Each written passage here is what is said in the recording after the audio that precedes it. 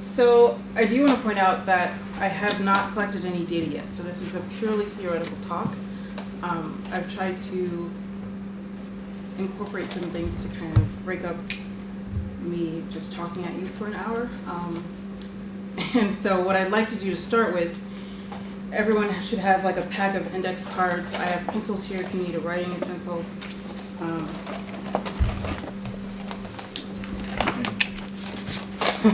Have some more. There you go.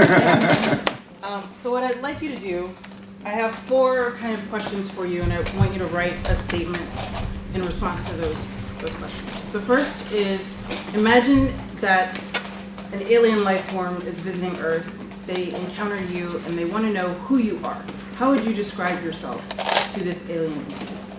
That's the first statement. And don't worry about sharing out. So you can write whatever you want. Do they understand English somehow? They magically understand English. This is a good Okay. question. Don't you go to the movies? Of course they are. That's what this is. Yes. Ourselves as a species, a member of a species, or like our. Like they want to understand humanity, human culture. So who are you? How would So you describe humans yourself? or us as an individual? You as an individual, how do you describe yourself? For the second statement, I want you to think about the different roles that you have in your life, different positions you may hold.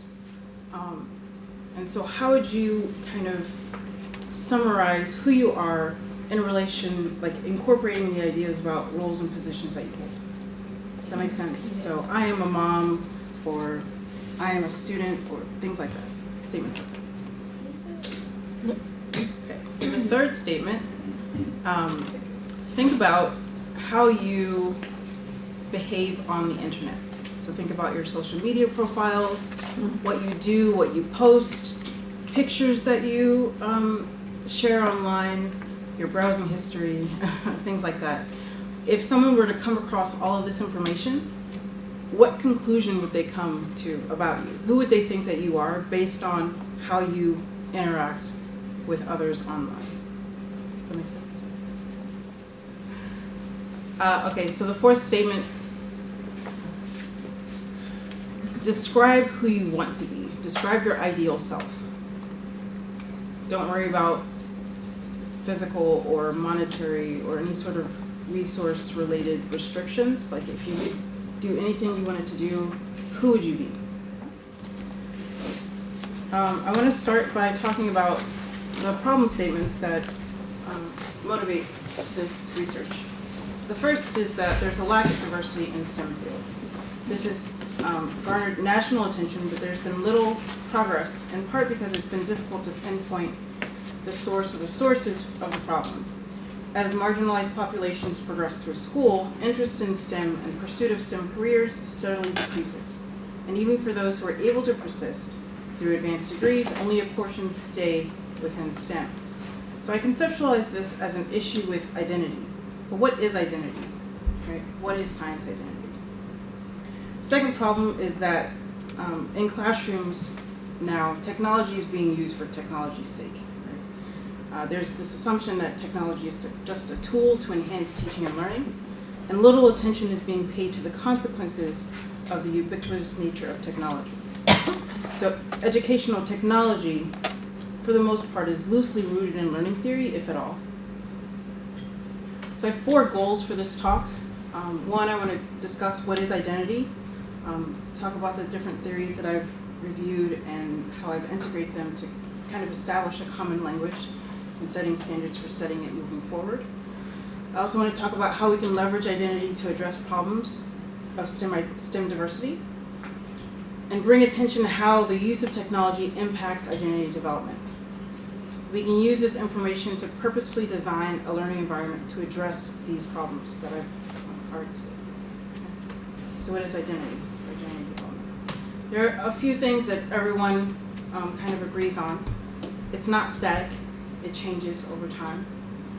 And we have a composite identity that's built up of different domain identities. And by domain identities, I mean things like ethnic identity, your gender identity, sexual identity, things like that. The way that you express your identity is dependent on the context. So in this room, we're mostly foregrounding our academic or our student identities. But if we're, having a girls' night or a guys' night, our gender identity may be most present. Identity has implications for learning. We know that marginalized students need to develop positive science identities if they are to engage in science or pursue science careers. And when there are conflicts with identity in educational settings, students use one of three strategies to navigate this. The first is disidentification, and this is the student who just throws his hands up, like, I'm done with school. They may make statements such as, school's not for me, or I'm not a good student. There's fragmentation or multiplicity. So fragmentation is when you create a separate persona specifically for the classroom, whereas multiplicity is having all of your identities out at once. And I have a clip I recently came across.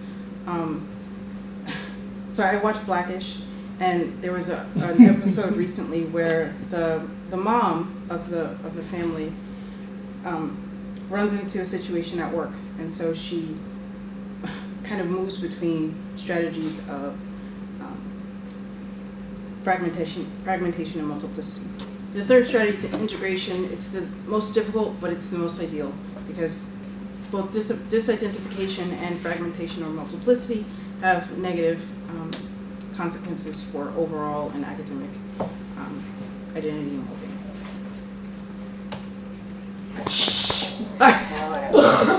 What? Did a patient die? No. Probably. Oh, this is worse. Happy birthday to Yay!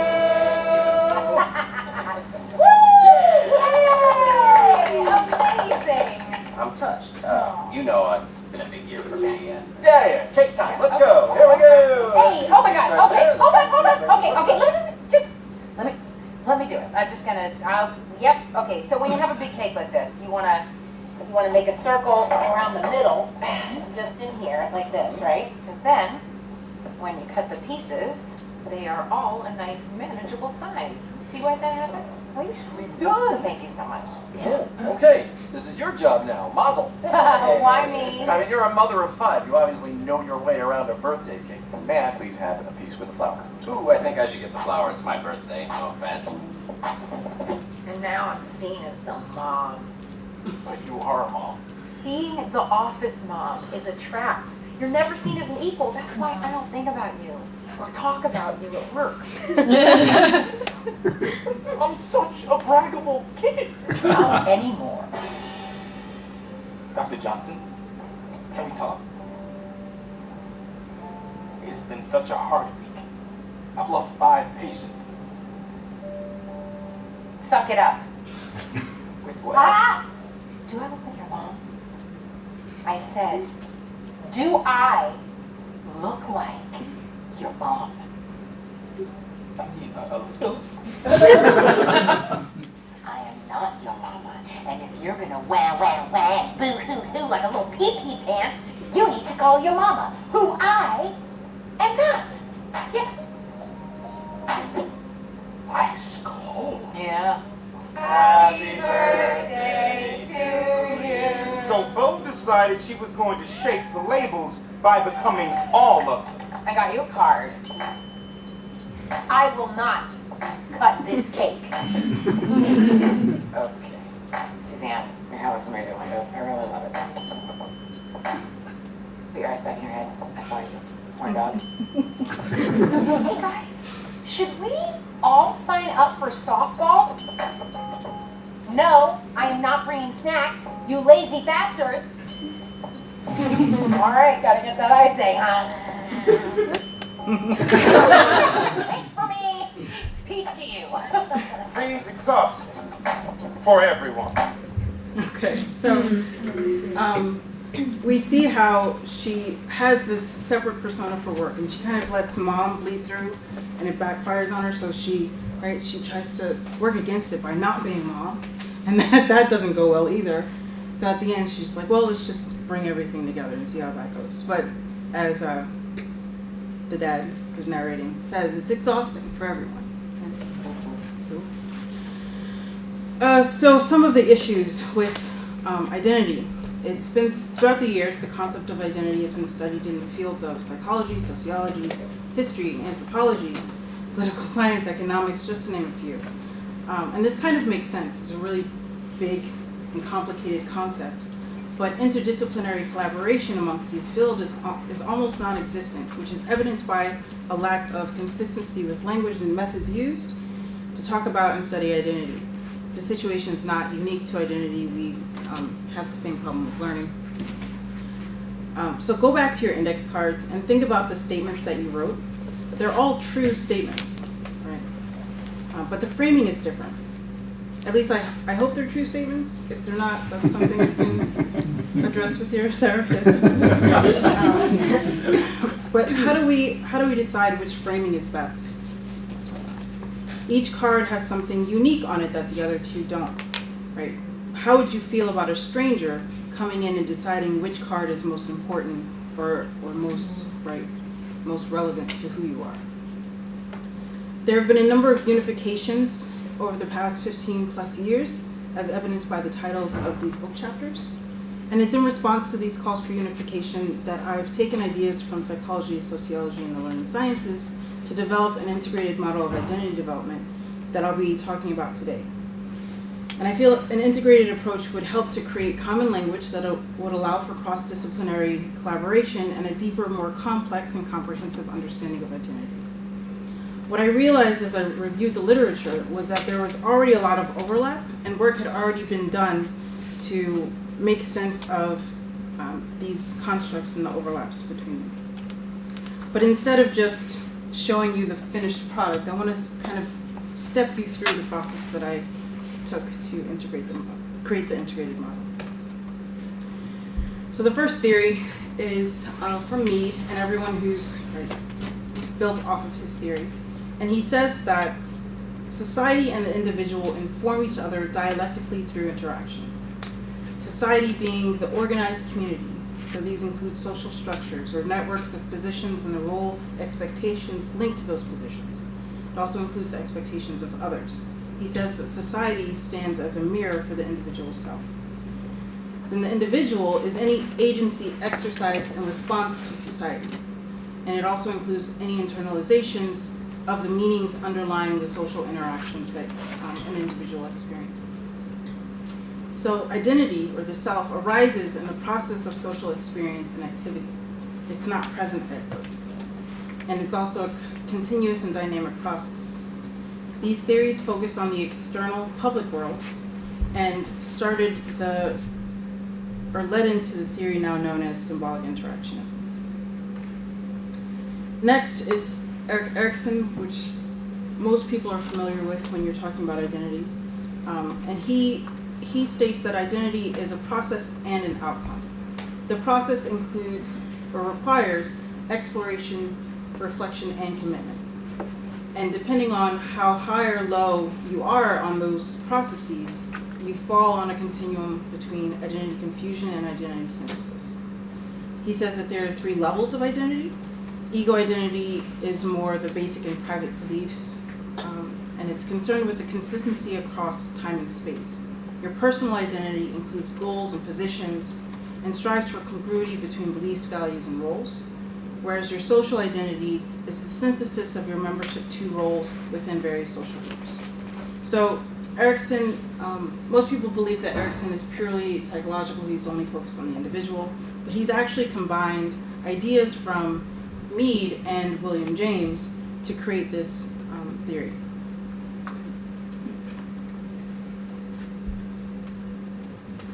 Next we have Sherry Turkle. In The Second Self, Turkle challenges the then widespread idea that a computer is just a tool by proposing that we view a computer as an evocative object, an object that fascinates, disturbs equanimity, and precipitates thought.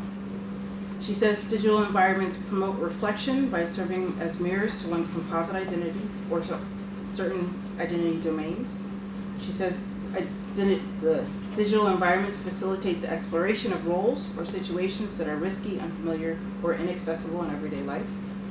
And as the world of the traditional objects serves as material for the construction of the physical, the computer serves as a stimulus to the construction of the psychological.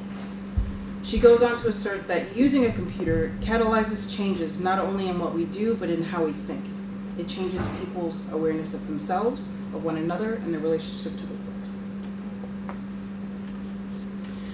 So I've taken these three theories, I've picked out the main components and kind of combined them. And I like to use the metaphor of distillation. I feel like it fits, and Mike's rubbing off on me.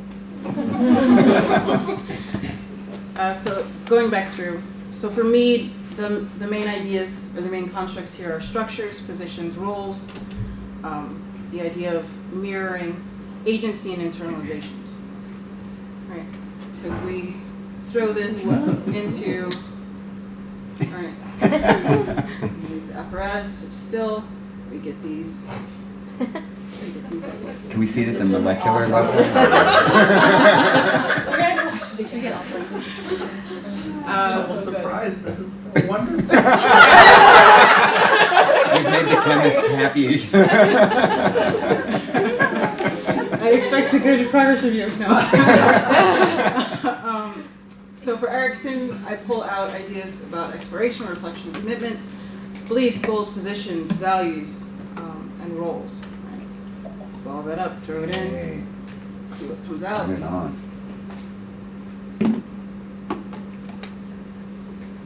And any overlap I've marked with an asterisk. Okay.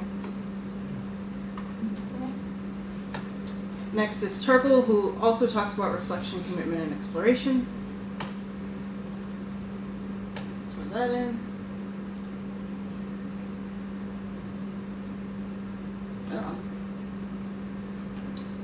Oh no, that worked. No, it didn't. It's a higher vapor pressure. So everything that came out of Turkle is already on this list, so there should be a double asterisk here, an asterisk for exploration and commitment. Right. Now it's stuck.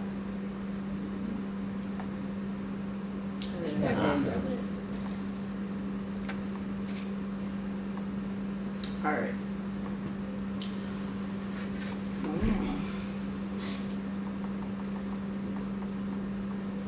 All right, so I've taken all of the things from the distillation and I've made my first attempt at creating an integrated model. So I have an iterative process wherein our values or beliefs and goals influence our positions/roles in society and the quality and quantity of our exploration, which lead to a new or revised commitment/internalization after a period of reflection. With me so far? Yeah. Also, please feel free to stop me at any point if you have questions. It breaks up me talking for now. All right, so I took these ideas and wanted to delve a little deeper. And what I found in the literature for values was a theory from Schwartz.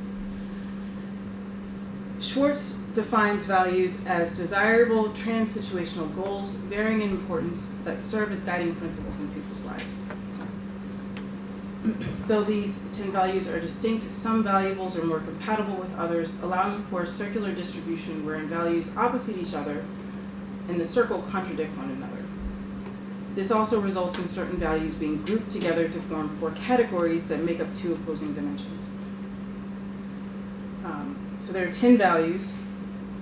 Through his work, he's found that these are common amongst many cultures across the world, and he's using what he calls the Portrait Values Questionnaire to assess how people orient in terms of values. Yes. Schwartz, and when was he writing? Or she? He's been working on this theory for a while, but I've taken this image from his 1994 paper on value. It lays out. What discipline? He is considered neo-Ericksonian, so he's under Erickson. So more psychology. He tells us that an individual's environment shapes their values, and values drive individuals to change their environments. So if the environment is not conducive to the expression or pursuit of certain values, the individual will adjust the importance of that value, or they will change their environment to have it match their values. This doesn't hold true, however, for power and security values. If these values are obstructed, the individual increases the importance of those values. We need to understand the values that learners hold in order to align the content and its delivery with the student's values. So for instance, by learning that a particular student strongly values benevolence, which is preserving and enhancing the welfare of those with whom one is in frequent personal contact, teachers are able to highlight the philanthropic aspects or potentials of science so that the student is better able to identify with science. All right, so I've looked into values. Schwartz kind of clumps values and beliefs together. So I'm scratching off beliefs and moving on to goals. And if we think about goals in terms of identity, right, we can see that goals are who we want to become, right? They're things that we want to do in order to become different versions of ourselves. So in line with this, I found Oysterman and James' theory on possible identities. They say that possible identities are working theories of one who may become based in current assessments of one's own strengths, weaknesses, talents, and characteristics, as well as an assessment of what is possible for people like oneself. 3 conditions are required before a person will attempt to achieve a possible self. There needs to be connection, so the possible self needs to be related to the current self. There has to be congruence, so the actions necessary to obtain the future self is aligned with salient aspects of the current self. And interpretation of difficulty. So I'm here, I'm gonna go there. There are too many obstacles, I'm not even gonna try.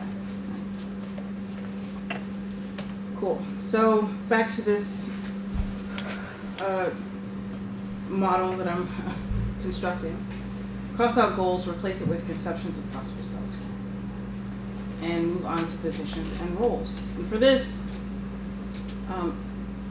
Cheek's work on aspects of identity is really helpful. I found it was really helpful. And he says that people refer to specific aspects of themselves when they're trying to describe who they are. Right? These aspects are grouped into 4 kind of orientations that are not mutually exclusive, and they're personal, relational, social, and collective. He uses the aspect of identity questionnaire to kind of get a sense of where people fall in terms of these orientations. So here's a chart that lays out the differences between these orientations. Someone with a personal orientation, they're focused on their individual traits, values, and abilities, and they may make a statement like, I am a sensitive person. Versus someone with a collective orientation, they focus on social categories that they belong to, and they may make a statement like, I am Irish, or I am a female. Take this to revise the model again, cross out position and roles, and replace it with salient aspects of our self-concept. Okay. For explorations, I wanted to break that out a little bit. So I replaced explorations with experiences and social interactions. Okay. And this goes back to ideas presented by Mead and Erickson. Similarly, for commitments and internalizations, the way I'm thinking about it, to internalize something, you're making it a commitment that this is part of who you are, right? So to have both words is redundant. For reflection, I really wanted to make explicit the importance of perception and how we process information. And for this, I found that Berzonsky's theory on processing style was very relevant. So Berzonsky says that people process identity-relevant information in 3 distinct and systematic ways. Again, these are not mutually exclusive.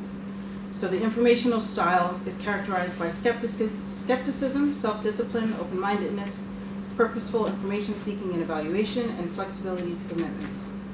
The normative style is characterized by an automatic internalization of the expectations and standards of significant others, and a strong desire for structure and consistency. Whereas the diffuse avoidance style is characterized by avoidance of commitment and conflict, poor self-control, and a reliance on situational cues to make decisions, which results in very volatile commitments. The context influences the styles used, and Berzonsky found that when tested, individuals tend to preference at least two styles, and again, it's dependent on the context. It's important when thinking about interventions because the primary style with which an individual processes identity-relevant information has implications for the resultant identity. So the low level of exploration characteristic of the normative style and the low levels of exploration and commitment characteristic of the diffuse avoidance style make individuals that use them more resistant to intervention. All right, back to this model. Need to add in interpretation, so it's not just reflection, it's interpretation and reflection, and that process is governed by a processing style. Okay? Putting all these pieces together, this is what I came up with. An iterative process wherein our values, conceptions of possible selves, and salient aspects of our self-concept influence the quality and quantity of our experiences and social interactions, which lead to new or revised commitments after a period of interpretation and reflection governed by our processing style. It's a mouthful, I know. So let's go back to our index cards. With this new model, how would you describe yourself? Would the new definition capture what you've written on each of the individual cards? How many of you, by a show of hands, would add more to what you've already written? Yeah. Any other reflections?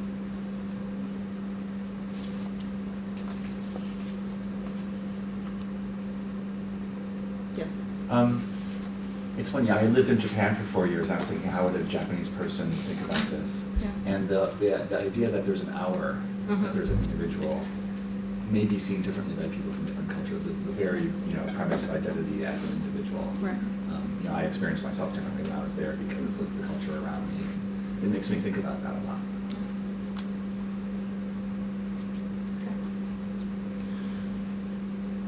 lot. So let's bring this back, right, to why I'm doing this.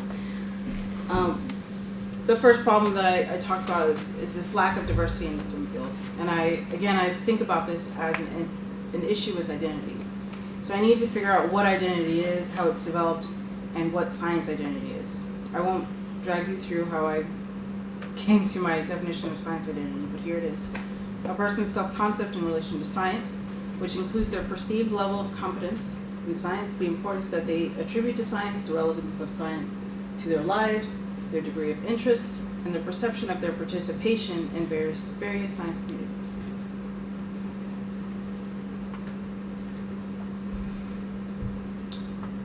Again, there's an issue with how technology is being used in classrooms.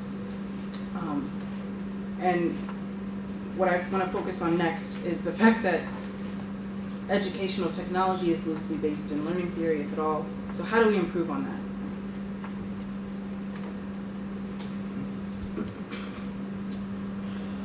So if we use the theories from Erickson, Mead, and Turkle to kind of think about what you would need to include on a learning environment to promote identity development, we know that basic activity structures, we need exploration, reflection, and commitment, right?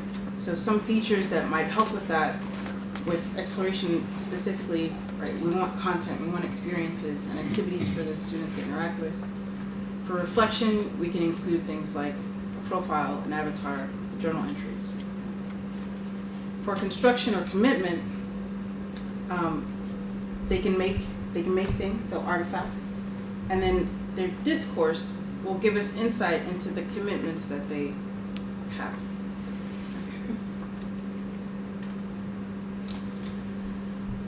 That's nice, but we have some help for more systematically grounding our designs in theory. Kali talks about design principles and that they help us to connect features of a design to the underlying logic of the feature. And she lays out 3 types of design principles: meta, pragmatic, and specific. And in the same year, Bears talks about a digital learning environment that she created to promote what she called positive youth development. And these are some of the design principles that she shared in her 2006 paper. So I took some of these 5 specifically to help guide the construction of my own design principles, which are here. So my meta design principle is to promote development of a positive science identity. And to do that, I need to provide dynamic, diverse, and flexible computational tools with which users can interact and identify. And I need to ensure a safe and supportive environment and community. So I've designed specific elements to help address each of these principles. And I'll walk you through, with screenshots, the website that I've designed, pointing out each design element and the related design principle. So the first is a customizable interface. This creates a space for the user to explore, create, and reflect on aspects they feel are most salient to their identity. So if a person is interested in ballet, they can upload a picture of a ballerina. For me, it's skydiving, so it's a picture of me jumping out of a plane. The persistence of the interface encourages the user to regularly reevaluate the relevance and accuracy of these self-representations and edit it if necessary. These features allow the user to express their sense of self by personalizing the aesthetics of the page. And this is related to design principle 1A, which is to encourage users to create complex representations of the self and identity in various ways. The second design element is a user-created profile. Participants use profiles as a way to explore, reflect on, and commit to identities. By answering a set of questions, users are able to create a snapshot of identity aspects. These representative aspects also prompt the user to reflect on how they understand and choose to represent themselves online. Okay? So some questions that I have on my website are gender, what's your favorite color, what are your interests, what are you most proud of, who's your role model and why, things like that. This is related to design principles 1A and B. B is to encourage users to explore powerful ideas about the self and identity, highlighting the multiplicity of aspects and changes over time. Yes? Would users also get to identify the fields that they would want to add, or would these be fields that aren't changeable and that they just fill in their profile? So for the profile, they can't add fields. Okay. But if there are other aspects of themselves that they want to represent, they can do that in other ways on the website. Third design element is a portfolio or an artifact reservoir. And this feature allows users to collect and store any artifacts from the learning environment. And as it develops, the portfolio will support reflection and help the user create a narrative about their identity. So, oh, when I started on this website, this is what I created, and it's very different from this artifact that I created yesterday. Like I see more science stuff here. What does that mean for me?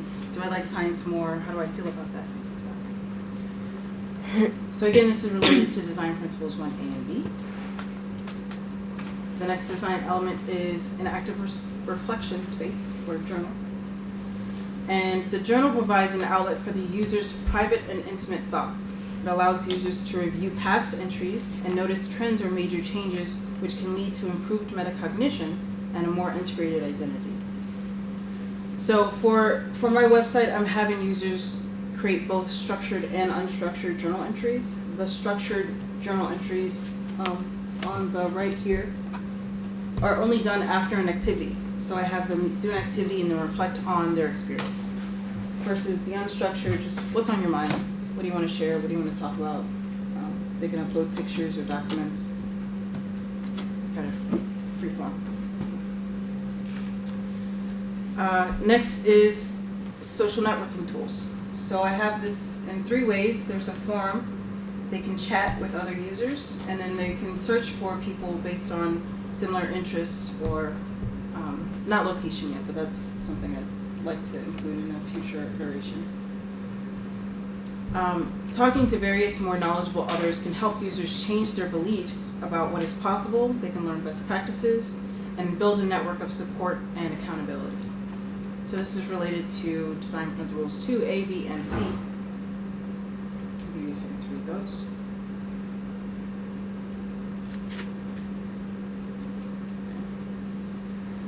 Next is badging. And we know from Carlone and Johnson that recognition from others is crucial for identity development. So to meet this need, users will be able to receive and give commendations and also receive badges. Badges will be given for high levels of engagement or receiving a high number of commendations from peers. So on the screen here are some examples of the badges that a user could earn through interacting with the site. So for example, if they interact with 10 or more videos, they get the Scientific Explorer badge. Or if it's more completing activities, they can get an Engineer badge. Last but not least, interest-based science content and activities. We know that adolescents exhibit more open-minded exploration and higher degrees of reflection when motivated by autonomous reasons such as interest. Therefore, designers of learning environments whose goal it is to promote identity development should incorporate interest-based content and activities. These draw on the personal goals of learners to provide them with a reason to learn. My goal with this approach is to help participants see the connections that already exist between who they are and science. So by having both content and activities, the learner is able to explore and then use that knowledge to create artifacts. In designing this learning environment, I compiled content and activities that were related to 8 topics. You can see on the drop-down menu there. So art, beauty, fashion, food and drink, health and exercise, music, social, and sports. And all of this stuff I pulled, like I didn't create any of this, I just pulled from other sites online. So there's a lot of YouTube in here, stuff from TED Ed, things like that. All right, so I have my integrated model of identity development. I have a learning environment designed that's grounded in the theory. It's time to test this out. My research questions for my dissertation are these. So first I want to know, in what ways does a person's identity affect the development of a science identity in a digital learning environment? Basically, I want to know how who I am coming in affects who I am leaving. Right? So it's an outcome question. The second research question is, what processes characterize the construction of a positive science identity in a digital learning environment? So I want to know what patterns of interaction does the participant display that leads them to a positive science identity. Thinking back on the features, right? With these features, I can gather data to answer these kinds of questions. And because the questions are related to the features, which are related to the principles, which are grounded in theory, I can use the data that I get to then build back on the theory and improve it. Can you repeat that? So these are the kinds of questions I can ask by having these features on the website, and the data I get will help me tie back to the features, which are related to the principles, which are grounded in theory, and so I can very linearly connect the data back to the theory and build on the theory. Keep everything connected. Miranda, is the expectation to focus on one specific group at a time, with the assumption that these the different groups might have different learning identities, which might confuse a little bit of the results? What are your thoughts on some of that? I will talk about that in a minute. Okay. Any other questions? All right, so like I said, I don't have any data, but because this is very grounded in theory, I can make some, I can talk about anticipated results based on what the literature is saying. And I won't do for research question 2, because that gets messy real fast. But in terms of the identities that students bring in before they interact with the website, how do they leave? I can create profiles from the identity measures that they take at the beginning of the intervention. So people in Journal Club hopefully got the link to take the assessment. There are a lot of questions, I know, but those scales have never been used together, right? These are all individual instruments that I'm using together because they give data that the others don't. So here are the subscales of those measures kind of laid out, and at least for two of these, right, these groupings aren't mutually exclusive, but to help talk through an anticipated result, I'm going to focus on a few. So a participant that shows this kind of profile, right, they prefer the informational style of processing. They indicate that personal aspects of their identity were most important to them. For example, goals, values, emotions, thoughts, self-knowledge, and self-opinion. They express values within the self-enhancement and openness to change categories, namely achievement and power, stimulation and self-direction. But before interacting with the website, they had a negative science identity. So again, we know to shift this, there needs to be high levels of exploration, reflection, and command. And that might look like this. They complete more than 10 activities. They do 15 plus reflections. They're constantly revising their avatar and their profile. They're talking to other people, and their science language increases or changes over time. And so with this profile and this pattern of interaction, this student would have a positive science identity at the end of the intervention. For my research, I'm looking to work with youth between the ages of 12 and 15. We know that adolescence is the time when ideas of identity and who I am start to emerge. They're able to reflect, right? Younger kids can't do that. I'm also working with CBOs instead of schools, and I do that mainly because I don't want any negative association that the student may have with school science to bleed over into the learning environment. Yes. What's a CBO? A community-based organization. And this is all interest-based stuff, so I want them to do this in their free time. It's self-directed, so do what you want when you want it.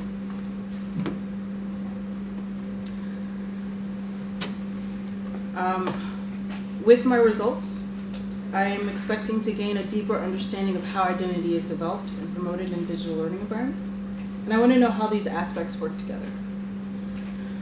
I will also be able to refine the assessments. Again, I said there are a lot of questions, and I'm pretty sure there's overlap, and so we can pare down the questions that are included in the instrument, so that we're not spending half an hour trying to answer the same questions over and over. And through their patterns of interaction, I can figure out if there are different layouts that work better for different kinds of students. Are there structures that are more helpful? Should I provide additional support to certain kinds of students, things like that. And I can also remove elements that either go unused or don't help at all with the promotion of a positive science identity. Thank you. Questions?